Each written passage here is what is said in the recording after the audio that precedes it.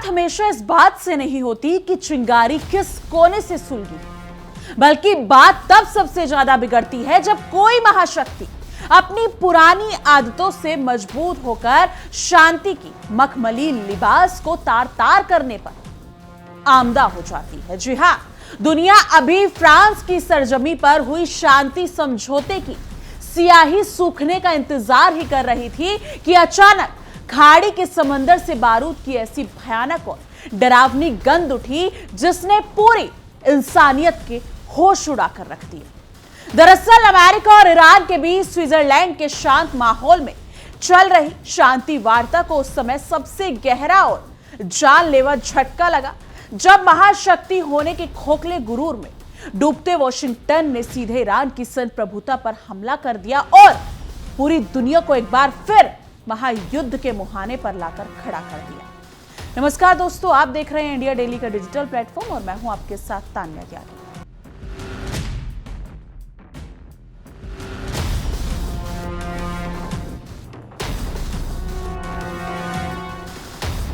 आसमान में मंडराते काले लड़ाकू विमानों के साए और समुद्र की लहरों पर तैरता हुआ घातक बारूद इस बात की गवाही दे रहा है कि खोदा पहाड़ और निकली चुइयां वाली कहावत को सच करते हुए अमेरिका ने एक बार फिर एंड वक्त पर अपनी पीठ दिखा दी। यानी कि स्विट्जरलैंड के डिप्लोमेटिक गलियारों में बैठकर जहां दोनों देशों के नुमाइंदे अमन का एक नया और ऐतिहासिक मंसूबा तैयार करने में जुटे थे, वहीं दूसरी तरफ डोनाल्ड ट्रंप प्रशासन की आंखों में ईरान का यह बढ़ता आत्मसम्मान और क्षेत्रीय दबदबा पूरी तरह खटक रहा था। यही वजह है कि स्ट्रेट ऑफ हॉर्मुज जैसी संवेदनशील जल सीमा में एक मामूली और अनधिकृत कार्गो जहाज की संदिग्ध हलचल को एक बड़ा राष्ट्रीय मुद्दा और बहाना बनाकर अमेरिका ने शुक्रवार को वो आत्मघाती कदम उठा लिया जिसकी उम्मीद एक जिम्मेदार मुल्क से दुनिया कभी नहीं कर सकती। कहते हैं कि गीदड़ भभकी देने वालों की नीयत और फितरत कभी साफ नहीं होती और अमेरिका ने ईरान के बेहद सुरक्षित मिसाइल और ड्रोन ठिकानों पर ताबड़तोड़ हवाई हमले करके इस वैश्विक सच्चाई को एक बार फिर 100% सच साबित कर दिया है। व्हाइट हाउस के भीतर ओवल ऑफिस में बैठकर बड़ी बड़ी शांति की बातें करने वाले डोनाल्ड ट्रंप ने पहले तो पूरी दुनिया को गुमराह करने के लिए कई तरह के कूटनीतिक इशारे किए और फिर एंड वक्त पर पीठ पीछे छुरा घोंपते हुए ईरान के तटीय इलाकों पर विनाशकारी मिसाइलें बरसा दी। मगर इस बार वॉशिंगटन का पासा पूरी तरह से पलट चुका है क्योंकि सामने कोई कमजोर या डरा हुआ मुल्क नहीं खड़ा है, बल्कि अपनी जमीन और अपने आत्मसम्मान के लिए आखिरी सांस तक जंग लड़ने वाला इस्लामिक रिपब्लिक ऑफ ईरान सीना ताने खड़ा। देखिए हमारी खास रिपोर्ट हमारे सहयोगी विवेक शांडिल्य के साथ।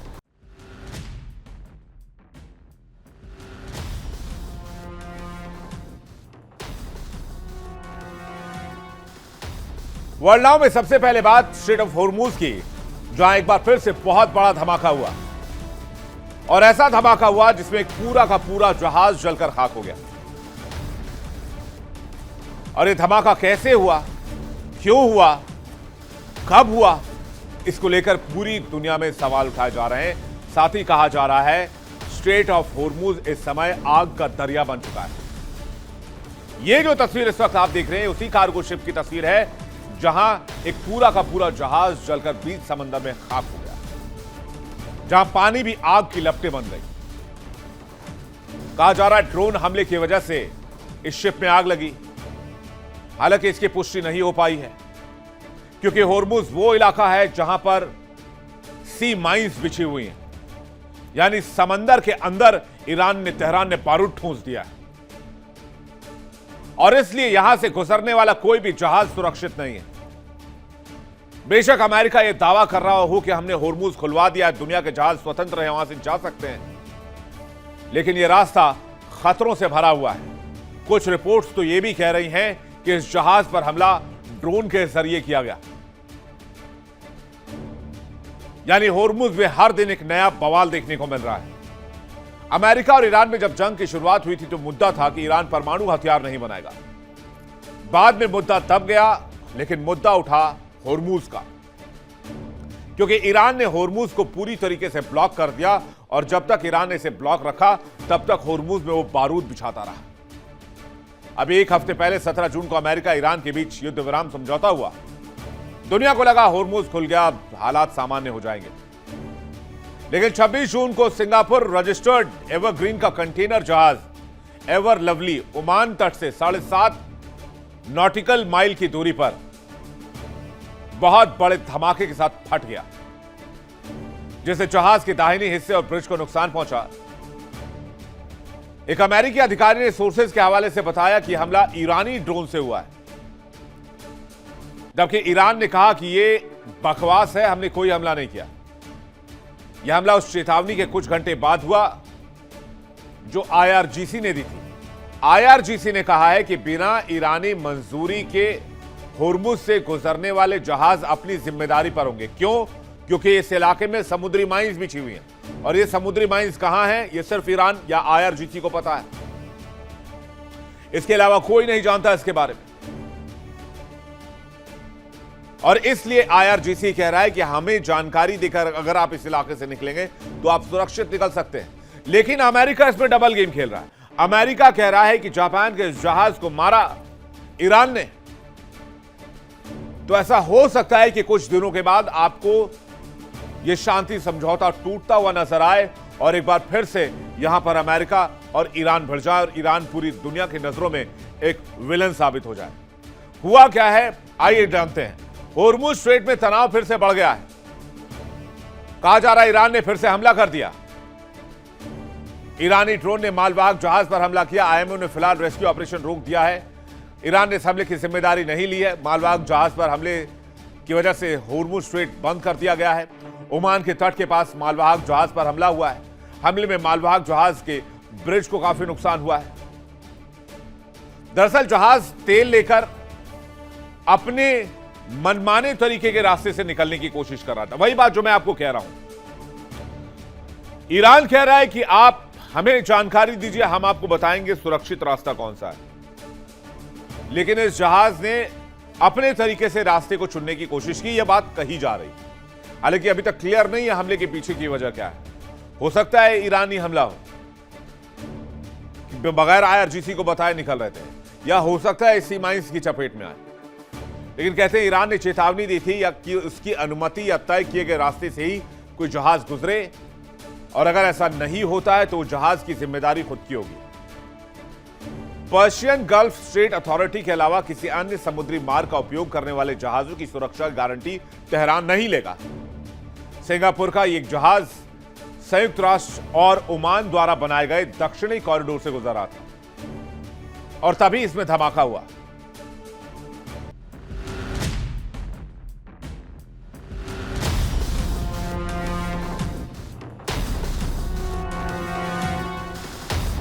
जलते हुए रडार स्टेशन और आसमान में धुएं के गुब्बारे में तब्दील होते ईरान के ड्रोन ठिकाने इस वक्त में जिंदा गवाह है कि अमेरिका ने किस तरह एक अंतर्राष्ट्रीय शांति समझौते को अपने बूटे तले रौंदने की घिनौनी जरूरत की है। इस्लामाबाद समझौते की कस्में खाने वाला अमेरिका खुद ही गिरगिट की तरह रंग बदलते हुए अपनी कही हर बात से मुकर गया और उसने ईरान के सब्र का इम्तिहान लेने के लिए उसे चारों तरफ से उकसाने में कोई कसर बाकी नहीं छोड़ी। मगर इस महाशक्ति के रणनीतिकारों को शायद यह अंदाजा बिल्कुल नहीं था कि ईंट का जवाब पत्थर से और गोली का जवाब गोले से देने के लिए ईरान की सबसे खूंखार और अनुशासित सेना यानी कि इस्लामिक रिवॉल्यूशनरी गार्ड कॉर्प्स की नेवी समंदर में पूरी ताकत और आधुनिक हथियारों के साथ मुस्तैद बैठी थी। इसके ठीक बाद खाड़ी के समंदर में जो कुछ भी हुआ उसने अमेरिका के सैन्य अहंकार को कड़वा घूंट पीने पर मजबूर कर दिया, क्योंकि ईरान की जाबाज सेना ने बिना एक पल का वक्त गवाए वो कर दिखाया जिसकी उम्मीद वॉशिंगटन के बड़े बड़े जर्नलों को कतई नहीं थी। यानी कि आईआरजीसी घातक नेवी ने अमेरिकी आक्रामकता का ऐसा करारा और दिल दहला देने वाला जवाब दिया कि पूरे मिडिल ईस्ट क्षेत्र में मौजूद अमेरिकी सैन्य ठिकानों और उनके रडार सिस्टम बुरी तरह धर्रा उठे। जैसे ही अमेरिकी मिसाइलों ने ईरान की सन प्रभु धरती को छुआ, वैसे ही ईरान के कमांडर लड़ाकों ने अपनी कसम को पूरा करते हुए समंदर और जमीन से अमेरिकी ठिकानों पर चौतरफा और विनाशकारी जवाबी हमले शुरू करके तबाही मचा दी। चौंकिए मत, क्योंकि ये ईरान का वो खौफनाक और सोचा समझा पलटवार है जिसने पेंटागन के आलीशान गलियारों में अचानक गहरा सन्नाटा पसरा दिया है और अमेरिकी रक्षा मंत्रालय के बड़े बड़े अधिकारियों के माथे पर चिंता की गहरी लकीरें खींच दी गई। ईरान ने अपने इस बेहद आक्रामक सैन्य कदम से पूरी दुनिया को साफ कर दिया है कि अगर कोई उनकी सीमा में घुसकर उंगली उठाने या उनकी संप्रभुता को चुनौती देने की कोशिश करेगा तो उसका हाथ मरोड़ने और उसे नेस्तनाबूद करने में तेहरान 1 मिनट की भी देरी नहीं करेगा। अमेरिकी ठिकानों पर हुए इन ताबड़तोड़ हमलों ने यह साबित कर दिया कि ईरान केवल खोखली धमकियां, कागजी बयान जारी नहीं करता, बल्कि जरूरत पड़ने पर समंदर का सीना चीरकर अपना हक छीनना भी जानता है। हैरानी की बात तो देखिए कि जो अमेरिका पूरी दुनिया में खुद को लोकतंत्र और शांति का स्वयं भूत चौधरी समझता है, वो अब ईरान से मिले इस करारे तमाचे के बाद पूरी तरह बिलबिला उठा है और अपनी रणनीतिक नाकामी को छुपाने के लिए रोज नए नए झूठे बहाने गढ़ रहा है। डोनाल्ड ट्रंप ने आनन फानन में व्हाइट हाउस की प्रेस कॉन्फ्रेंस में आकर दुनिया के सामने ये रोना रोया कि ईरान ने उनके जहाजों पर कल एक के बाद एक 4 ड्रोन हमले किए, लेकिन वो वही चालाकी से बताना भूल गए कि इस पूरे इलाके में शांति की आड़ में आग लगाने की शुरुआत खुद उन्होंने की। अपनी बिल्ली और खुद ही को मियाओ वाली स्थिति में फंसा अमेरिका पूरी दुनिया के सामने खुद को पीड़ित और लाचार दिखाने का एक बेहद घटिया ढोंग कर रहा है।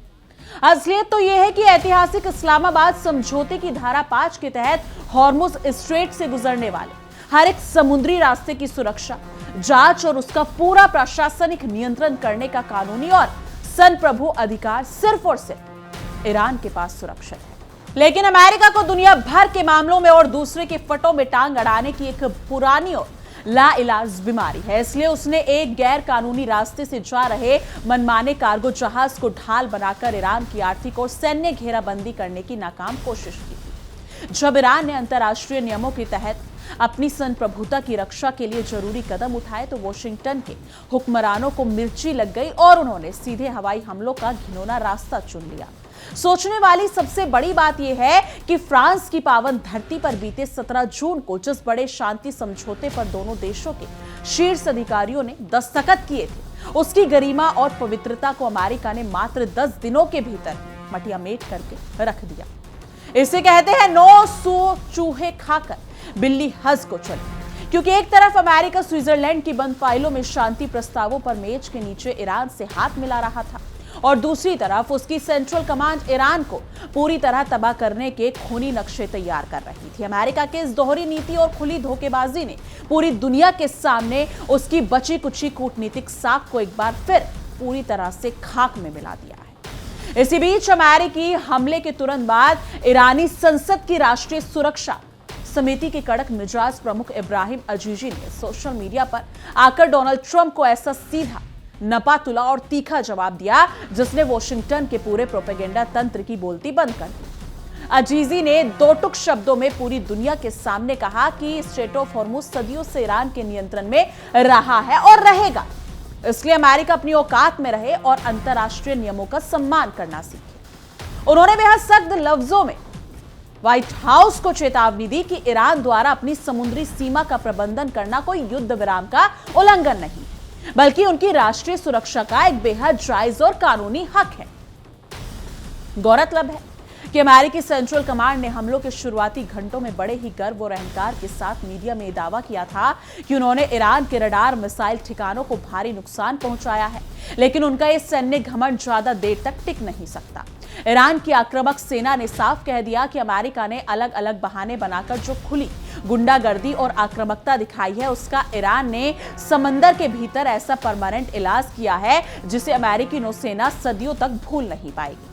अमेरिकी हमलों के कुछ ही घंटों के भीतर IRGC नेवी ने उनके कई गोपनीय सैन्य अड्डों को अपना निशाना बनाकर अपनी वास्तविक सैन्य शांति का लोहा पूरी दुनिया में मनवा लिया। याद रखिए कि जब पानी सिर से ऊपर चला जाता है तो सब्र का बांध पूरी तरह टूट जाता है, तो फिर टेबल पर बैठकर की जाने वाली बातचीत के मायने खत्म हो जाते हैं और केवल आधुनिक हथियारों की जुबान ही सब कुछ तय नहीं करती। ईरान ने स्पष्ट कर दिया कि अमेरिका ने विभिन्न वैश्विक शक्तियों और पड़ोसियों को उकसाकर खाड़ी के इस पूरे अमन चैन के माहौल को जानबूझकर बिगाड़ने की एक बड़ी और गहरी अंतर्राष्ट्रीय साजिश रची थी। जिसका जवाब देना ईरान के लिए बेहद जरूरी हो गया था। अगर अमेरिका अपनी इस कायराना हरकतों और हवाई हमलों से बाज नहीं आता तो आने वाले दिनों में इसे इसके भी ज्यादा भयानक, जानलेवा और खतरनाक अंजाम भुगतने के लिए 24 घंटे तैयार रहना होगा। इस पूरे विवाद में सबसे दिलचस्प और हास्यास्पद मोड़ तब आया जब व्हाइट हाउस के प्रेस रूम में पत्रकारों ने राष्ट्रपति डोनाल्ड ट्रंप से सीधे शब्दों में पूछा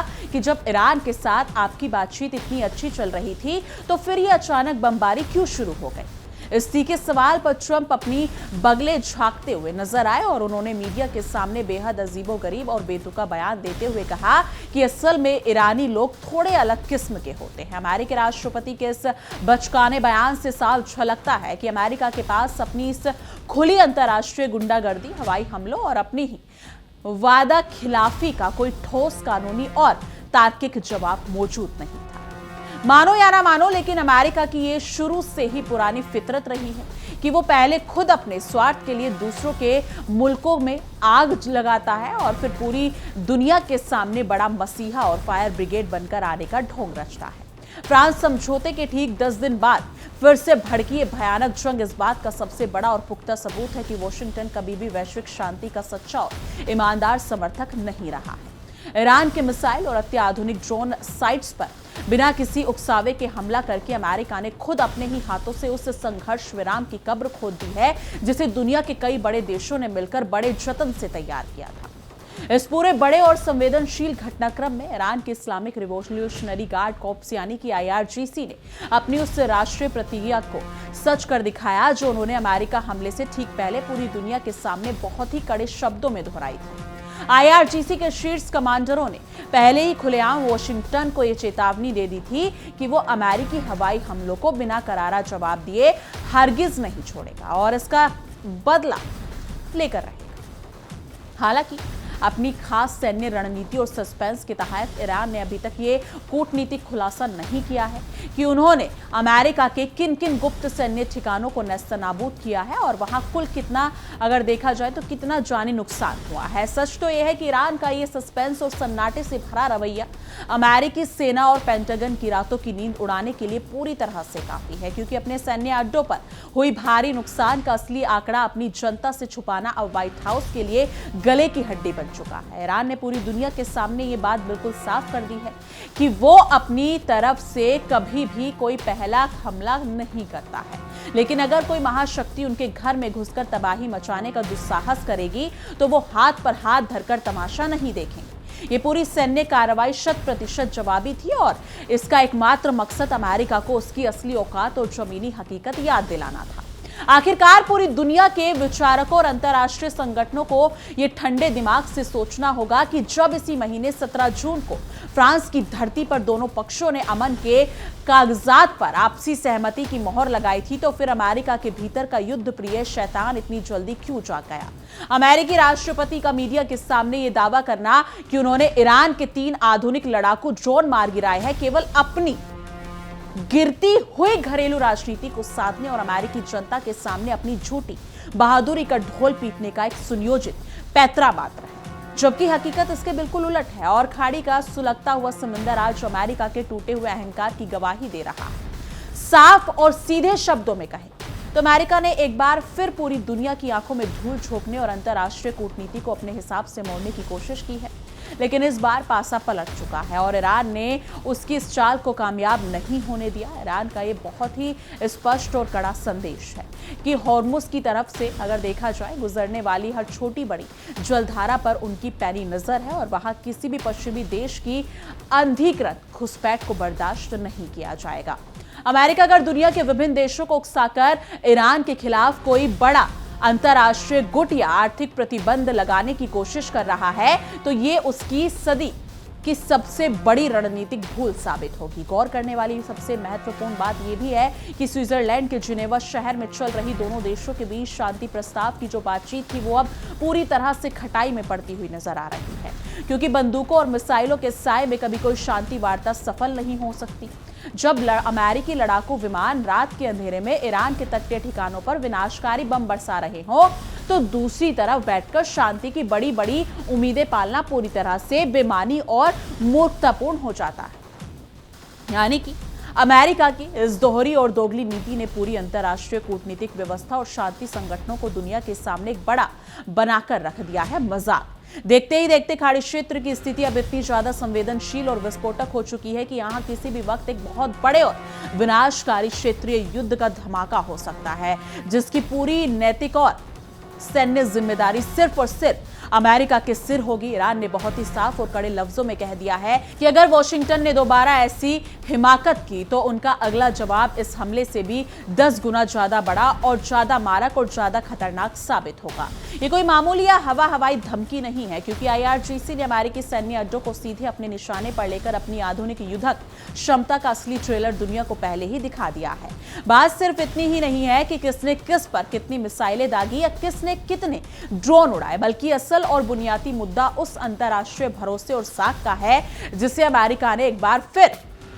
अपनी साम्राज्यवादी हितों के लिए कोड़ियों के भाव बेच दिया। ईरान की सेना ने अपने आधिकारिक बयान में बार बार इस बात पर विशेष जोर दिया कि अमेरिकी हुकूमत ने अपनी पुरानी फितरत के मुताबिक हमेशा की तरह अपने वादों को बीच चौराहे पर तोड़ा है। दुनिया का पूरा इतिहास इस बात का गवाह रहा है कि वॉशिंगटन ने जब भी किसी छोटे या स्वाभिमानी मुल्क से शांति का वादा किया, उसके पीछे हमेशा उस देश को बर्बाद करने का एक नया और गुप्त एजेंडा छिपा होता है। जरा ठंडे दिमाग से सोचिए, दक्षिणी लेबनान में अंतर्राष्ट्रीय युद्ध विराम का खुला और नंगा उल्लंघन किए जाने के मात्र कुछ ही घंटों बाद अमेरिका ने ईरान पर जो हवाई हमले करने की टाइमिंग चुनी, वो उसकी बहुत बड़ी क्रूर और सोची समझी रणनीति का एक हिस्सा थी। उन्होंने दुनिया की आंखों में धूल झोंकने के अलग अलग झूठे और मनगढ़ंत बहाने बनाए और वैश्विक मीडिया के सामने ये दुष्प्रचार किया कि ईरान अंतर्राष्ट्रीय व्यापारिक समुद्री जहाजों के लिए एक बड़ा और खतरनाक खतरा बन चुका है। लेकिन ईरान ने तुरंत जवाबी कार्रवाई करके इस अमेरिकी प्रोपेगेंडे की हवा निकाल दी और साफ कर दिया कि चोर की दाढ़ी में तिनका वाली स्थिति खुद व्हाइट हाउस की है। इस पूरे बड़े सैन्य तनाव के बीच खाड़ी में तमाम छोटे और तेल उत्पादक देशों की सांसें भी अब ऊपर नीचे हो रही हैं, क्योंकि वो अच्छी तरह जानते हैं कि अगर ईरान ने अपना असली रौद्र रूप और सैन्य ताकत दिखा दी तो समंदर पार बैठे अमेरिका को अपनी जान बचाकर भागना पड़ेगा। ईरान की नौसेना ने जिस आक्रामक अंदाज में खाड़ी के भीतर मौजूद अमेरिकी सेना अड्डों और उनके जंगी जहाजों की घेराबंदी करके जवाबी प्रहार किया है, उसने वॉशिंगटन के बड़े बड़े रणनीतिकारों को अपनी सुरक्षा नीति बदलने पर मजबूर कर दिया है। अमेरिका की जो हैकड़ी कभी दुनिया को डराती थी, उसे आज समंदर की लहरों ने बहुत करीब से टूटते और बिखरते हुए देखा। यहां पर अंतर्राष्ट्रीय कूटनीति के जानकारों के लिए समझना भी बेहद जरूरी है कि ईरान ने ऐतिहासिक इस्लामाबाद समझौते की जिन कानूनी धारणाओं का बार बार जिक्र किया है, वो पूरी तरह से अंतर्राष्ट्रीय समुद्री नियमों के तहत वैध है और ईरान को अपनी समुद्री सीमाओं की रक्षा का पूरा हक देती है। इसके बावजूद अमेरिका ने अपनी पुरानी साम्राज्यवादी आदतों के चलते विभिन्न अंतर्राष्ट्रीय देशों और अपने सहयोगियों को उकसाने और भड़काने का घिनौना खेल खेला ताकि वो ईरान को चारों तरफ से अलग थलग कर सके। मगर ईरान ने बिल्कुल सही समय और बिल्कुल सही जगह पर इतनी जोरदार सैन्य चोट की कि अमेरिका का यह पूरा चक्रव्यूह ताश के पत्तों की तरह बिखर गया। क्या सचमुच डोनाल्ड ट्रंप और उनके सलाहकारों को यह लगता था कि वो ईरान के मिसाइल अड्डों, अत्याधुनिक ड्रोन ठिकानों और उनके तटीय रडार साइटों को अचानक तबाह करके तेहरान को घुटने टेकने और आत्मसमर्पण करने पर मजबूर कर देंगे?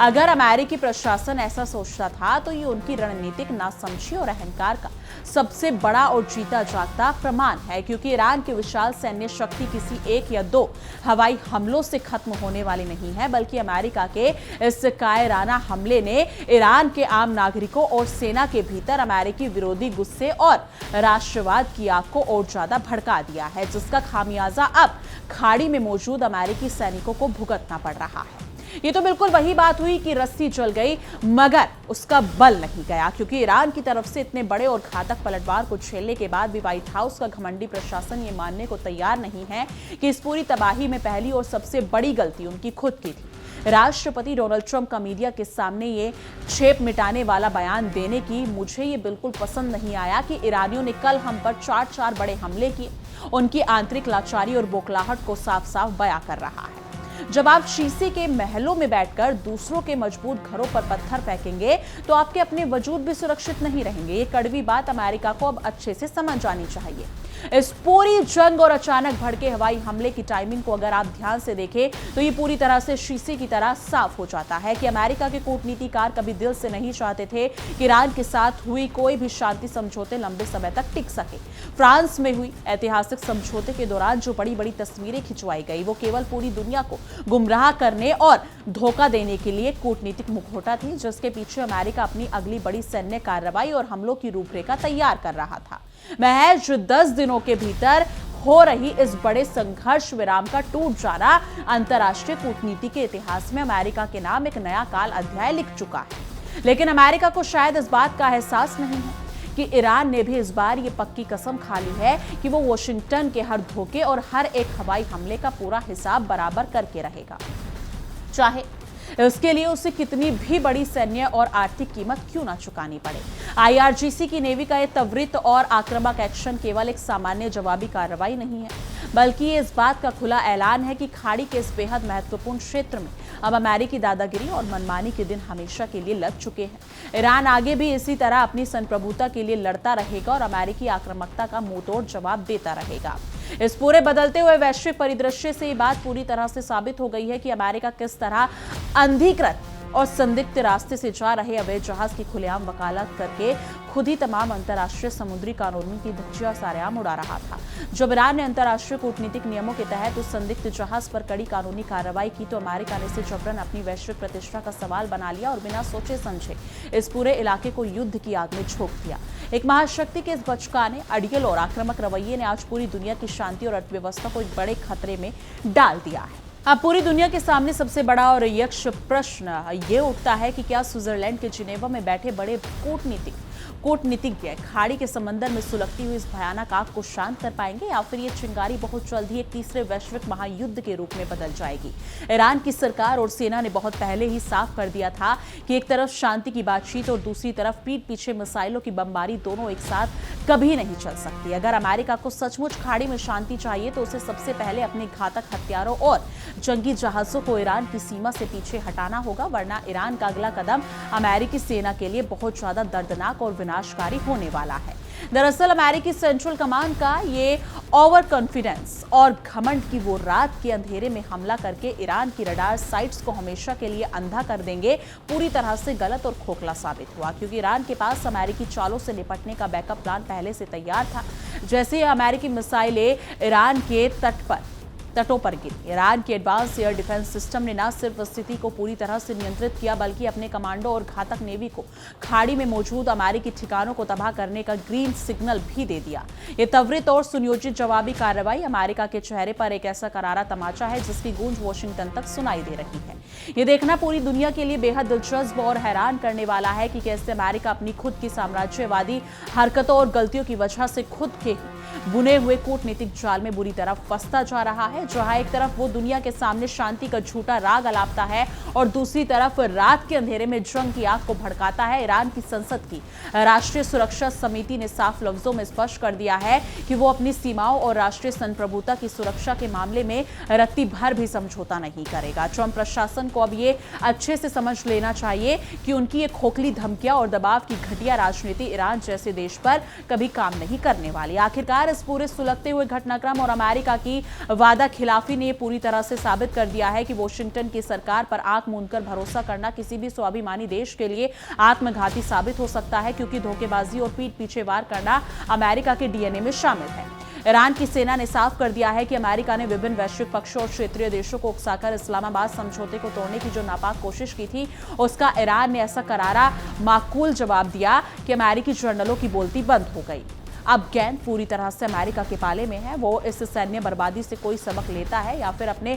घमंड में चूर होकर और बड़ी तबाही को दावत देता है। बहरहाल आने वाले कुछ दिन और हफ्ते पूरे खाड़ी क्षेत्र और वैश्विक अर्थव्यवस्था के लिए बेहद तनावपूर्ण, संवेदनशील और सस्पेंस से भरे होने वाले हैं, क्योंकि ईरान की अगली बड़ी सैन्य कार्रवाई का खौफ अमेरिका के सिर पर 24 घंटे नंगी तलवार की तरह लटक रहा है। IRGC के कमांडर की खुली चेतावनी की ईरान का अगला पलटवार इस हमले से भी ज्यादा बड़ा, विनाशकारी और खतरनाक अमेरिकी नौसेना के लिए खुली और सीधी चुनौती है। अब देखना यह होगा कि वॉशिंगटन इस करारी शिकस्त और जवाबी हमले के बाद अपनी आक्रामक रणनीति को बदलता है या फिर अपने खुद के विनाश के रास्ते पर बिना सोचे समझे आगे बढ़ता रहता है। यानी कि कुल मिलाकर खाड़ी के समंदर से उठी इस बारूदी जंग और हमले के पूरे घटनाक्रम से एक बात तो पूरी दुनिया के सामने शीशे की तरह साफ हो चुकी है कि समंदर की लहरों पर अब सिर्फ और सिर्फ ईरान का ही दबदबा रहेगा और अमेरिका की पुरानी दादागिरी अब यहां चलने वाली नहीं है। शांति समझौते के महज 10 दिन बाद ही भड़की भयानक आग अब बात का सबसे बड़ा और अमिट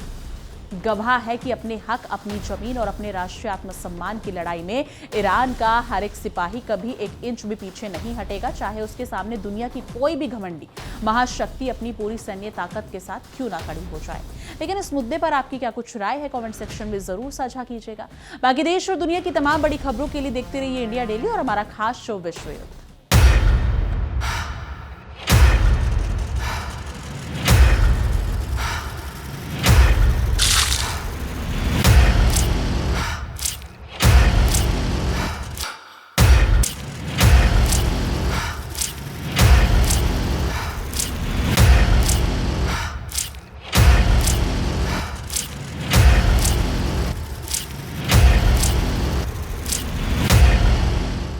देखिए इंडिया डेली 24/7 अब आपके स्मार्ट टीवी पर।